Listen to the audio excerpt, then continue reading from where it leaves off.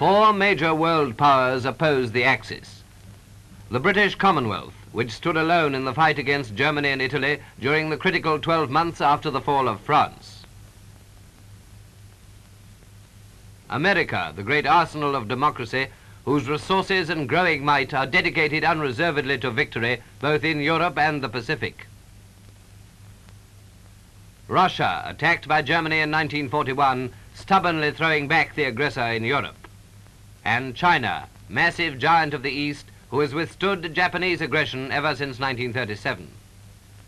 China counts for a great deal in the struggle of the United Nations. Morally, because she never hesitated in her resistance to Japan to undergo indiscriminate aerial attack, the horror that present-day warfare inflicts on a civil population. China knew, too, the tragedy of retreat before a superior weight of modern equipment. Yet the government and people of China never hesitated. China's manpower will also be a decisive factor in the future victory, as it has been the decisive factor in her successful resistance. China is a mighty nation indeed and a powerful ally, valiantly led by Generalissimo and Madame Chiang Kai-shek, than whom no two people ever gave more to the cause of freedom.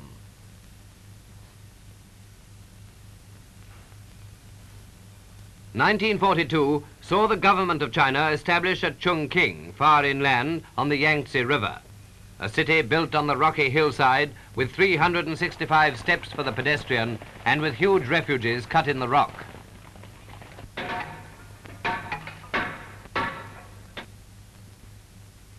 The problem of governing China has been to equip an ancient people for the demands of modern war. The traditions of China date back many centuries before European culture. Customs are deep-rooted. A mass wedding ceremony in Chongqing shows how the rulers of modern China are adapting the old rites to new conditions. The brides still walk down a line strewn with rose petals, but the grooms wear the Chinese brand of utility suits as they take their marriage vows under the picture of Dr. Sun Yat-sen.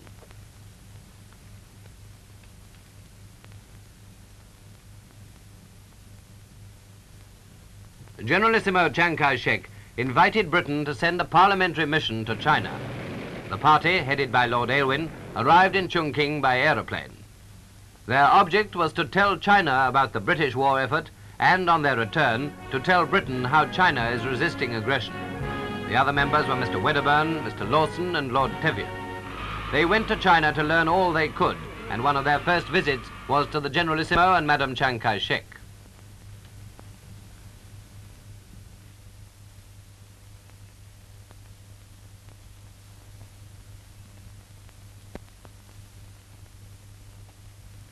The next thing they saw, 2 years before the rest of the world felt the impact of war, China knew what it meant to, was the resurrection of China's industry in and around Chongqing.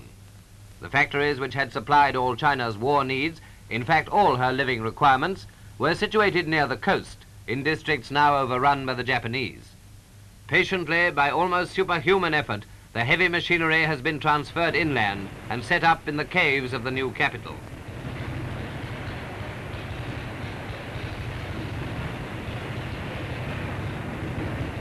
With the interruption of the Burma Road, China has been forced to supply her own needs in many directions not necessary before. She has harnessed water power to supplement her resources.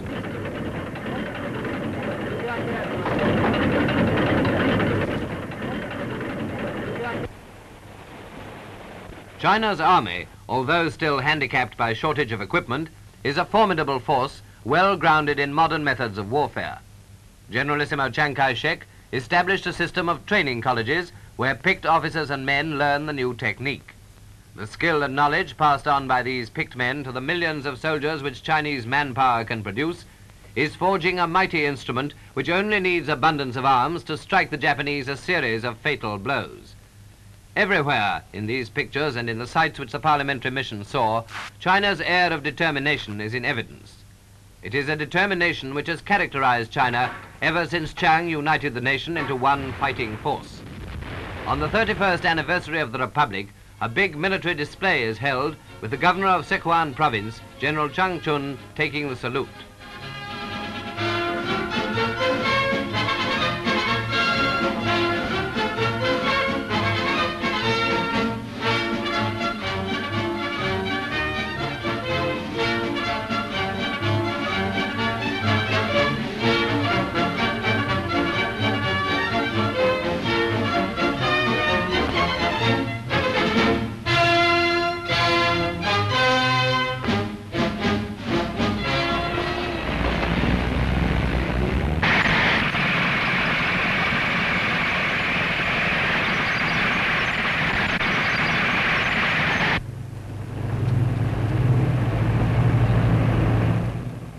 Nowhere is China's determination more evident than in her Air Force.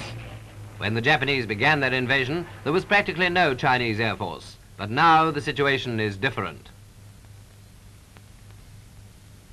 With planes supplied by the Allies, and with pilots trained in China and the United States, the Chinese Air Force is rapidly growing.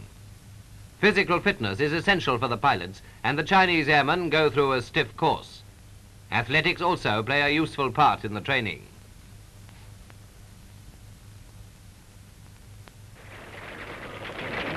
Yes, when the planes get through to China in big numbers, it will be a case of watch the Chinese Air Force.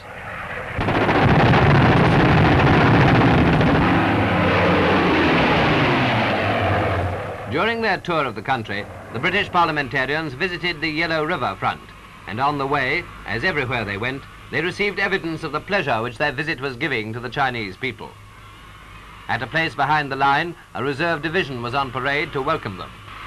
Many of these men are veterans, eager to carry the war back to the Japanese, while others are men of Chiang Kai-shek's new armies experiencing their baptism of fire. At a sand tray, the British parliamentarians saw how Chinese strategy is deployed to foil the invaders. Then they went into the trenches to see the actual positions occupied by the enemy across the river. Mr. Wedderburn looks through a periscope. The escorting officer is Captain Chang, the son of the Generalissimo. Then they saw the rehearsal of a local action by Chinese troops. Raiding, patrolling, guerrilla warfare. These are the tactics of the Chinese here until sufficient force and equipment are accumulated to launch an offensive on a large scale. When that time comes, the Japanese will reap the fruits of their recklessness. They expect it to finish China off as a mere incident. While they're desperately striving to establish a ring of defensive positions through the southern Pacific, the roads to Tokyo, not one road but several, lie open through the vast expanses of China. The Chinese armies, the Chinese air forces, with their allies, will take these roads. To suffer, to endure, and at last to conquer, that most surely is China's destiny.